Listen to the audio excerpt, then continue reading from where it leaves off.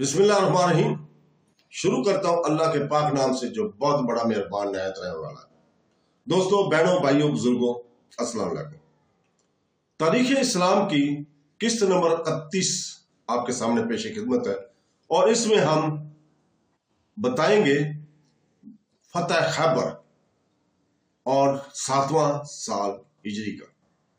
तो दोस्तों, इसी साल हिजरी के 7वें साल आप सल्लल्लाहु अलैहि वसल्लम ने मलक अरब और बैरूनी ममालिक के बादशाहों के पास खतूत रवाना किए और इनको मुसलमान होने की तरकीब दी। शाह हबश के नाम जो खत आपने भेजा था, इसका जिक्र हम पहले कर चुके हैं। शाह हबश ने बगुशी इस्लाम कबूल कर लिया था। अब हज़रत सल्लल्लाहु अलैहि वसल्लम ने हरकुल शाह रूम के पास हजरत वहीद बिन हलीफा कल्बी को मकूस शाह मिस्र अस्कंदरी के पास हजरत हातब बिन अबी बल्ता को मंजर बिन सौला शाह बहरीन के पास हजरत अला बिन मखजूमी को अम्मान के पास अमर बिन आस को हौजा बिन अली शाह इमामा के पास हजरत सलबीत बिन आमरी को हारिस बिन हसानी शाह दमिश्क यमन के पास पे हजरत शुजा बिन वाब को अमीन के पास शुजा बिन वाब को हर्ष बिन अब्दुल कला की शाह यमन के पास मुहाजिरिन अबी रिला को कसर शाह फारस के पास हजरत अब्दुल्ला बिन को तबलीगी खतूत देकर रवाना किया। हरकुल शाह रूम ने आपके एलची से मरवत और इज्जत का बर्ताव किया। आप सल्लल्लाहु अलैहि वसल्लम की खिदमत की तकरीम की, मगर सुल्तानत के लालच और रसाइयों के मुखालफत के खौफ से अल्लानिया इस्लाम कबूल न किया। मखशूश शाह मिस्र ने आप सल्लल्लाहु अलैहि वसल्लम के खत और एलची की बड़ी इज्जत की। जवाब में आप सल्लल्लाहु अलैहि वसल्लम को नहायत मुअद्दबाना अरीज़ा लिखा। एक खलत, एक खच्चर और 2 लौनियां आप सल्लल्लाहु अलैहि वसल्लम की खिदमत में बतौर हदिया खतूत के हमरा रवाना की। इसी तरह मंजर बिन साबा ने आपके खत और एलची के साथ ताजीम का बर्ताव किया। शाह अमान ने आपका खत पहुंचने पर इस्लाम कबूल कर लिया। कसरा शाह फारस ने आपके नामी को चाक कर दिया और हजरत अब्दुल्ला बिन हज़्ज़ाब के साथ गुस्ताखाना बर्ताव किया। आपने ये हाल सुनकर फरमाया कि कसरा के सुल्तानत इस तरह चाक कर दी जाएगी जैसा ऐसा ही हुआ। शवाल सन 7 हिजरी के आखिर तक आप सल्लल्लाहु अलैहि वसल्लम मदीना मुनव्वरा में तशरीफ फरमा रहे हैं। शुरू ज़िका 8 हिजरी में आप सल्लल्लाहु अलैहि वसल्लम इन तमाम सहाबा कराम को तैयारी सफर का हुक्म दिया। गुज़श्ता साल सुलह हुदैबिया के मौका पर आपके हमरा थे। चुनांचे वो तमाम सहाबा दूसरे सहाबा भी उम्रा के लिए तैयार हुए और कुल 2000 आदमी लेकर आप उम्रा अदा करने के लिए मदीना से मक्का की जगह रवाना हुए।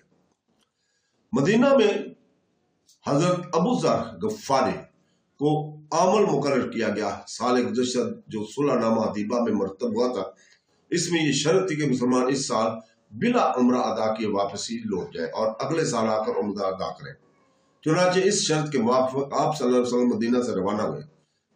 मक्का के करीब पहुंचकर आपने और तमाम मुसलमानों ने सिर्फ तलवारें हमायल रखी, बाकी तमाम हथियार उतार डाले। अब मक्का में दाखिल हुए बैतुल्लाह के रूबरू पहुंचकर आप सल्लल्लाहु अलैहि वसल्लम मुसलमानों को हुक्म दिया कि कंधों को बराना कर लो और एहराम का कपड़ा बगल के नीचे से निकालकर गर्दन के गिर्द लपेट लेने के बाद मुस्तैद से दौड़ते हुए सरगर्मी के साथ बैतुल्लाह का तवाफ करो। मुद्दा इससे यह था कि मुशरिकीन मक्का पर जो मुसलमानों के इस तवाफ करने का तमाशा देख लिए जमा हो गए थे, मुसलमानों की जफाकशी और कुव्वत शौकत का इजहार हो। मक्का के बहुत से मुशरिक मक्का से बाहर घाटियों और वादियों में चले गए थे ताकि मुसलमानों को तवाफ करते हुए देखकर निजीदा ना हो। हज़रत सल्लल्लाहु अलैहि वसल्लम और मुसलमानों ने मक्का में 3 दिन क़याम फरमाया। अरकान उम्रा से फारग होकर आपने अब्बास बिन अब्दुल मुत्तलिब को बीबी उम्मे फजल के हमशीरा मुमिना बिन्त हारिस से निकाह किया। चौथे दिन अलील सुबह मुशरिकीन मक्का की तरफ से सुहेल बिन अमरो और बिन अब्दुल अजीज 2 मुशरिक हज़रत सल्लल्लाहु अलैहि वसल्लम की खिदमत में आए और कहा कि आपको 3 दिन हो गए, फौरन मक्का से चले जाओ। आप इस वक्त अंसारी के मजलिस में बैठे हुए साद बिन अब्बादा से बातें कर रहे थे। आपने सुहेल से कहा कि तुम घराते क्यों हो? मैं खुद ही जाने के लिए तैयार हूं, मगर तुमको क्या मालूम है कि मैंने यहाँ एक औरत से निकाह किया, अभी रुखसती नहीं हुई है।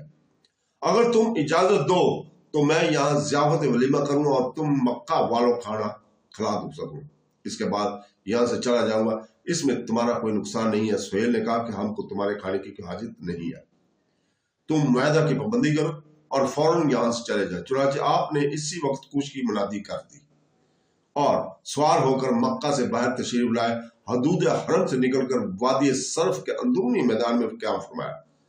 یہیں میمنہ بن حارث آپ صلی اللہ علیہ وسلم کی خدمت میں تشریف لائے۔ جب آپ مکہ سے روانہ ہونے لگے تو حضرت حمزہ کی دختر عمارہ جو چھوٹی بچی تھی دوڑتی ہوئی اور چلاتی ہوئی آئی کہ مجھ کو بھی اپنے ہمراہ مدینہ لے چلے۔ حضرت علی نے فوراً اس لڑکی کو اٹھا کر اپنے حجج میں بٹھا لیا۔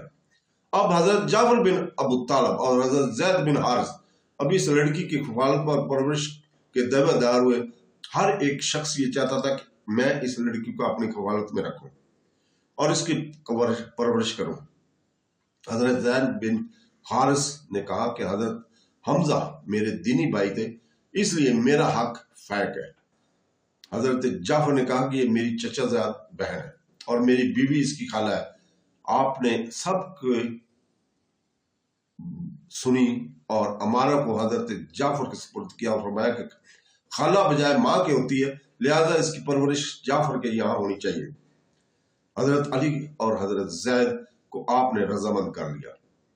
مدینہ منورہ میں تشریف لائے ہوئے ابھی آپ کو چند ہی روز ہوئے تھے کہ مکہ میں حضرت عمرو بن عاص نے مسلمان ہونے اور مکہ سے ہجرت کرنے کا ارادہ کیا۔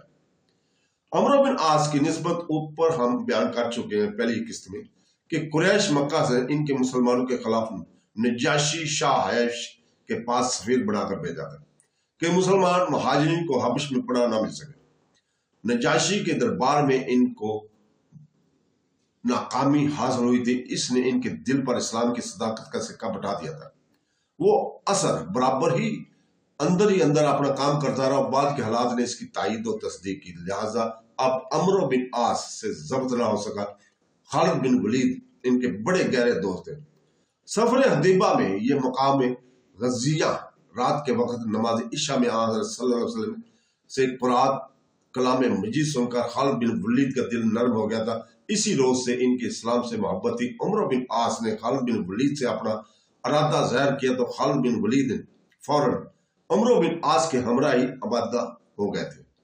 اس کے بعد دونوں میں اپنے تیسرے دوست عثمان بن طلحہ کو اپنے ارادے سے مطلع کیا، وہ بھی بلا تعمل ان کے ساتھ دینے کو تیار ہو گیا۔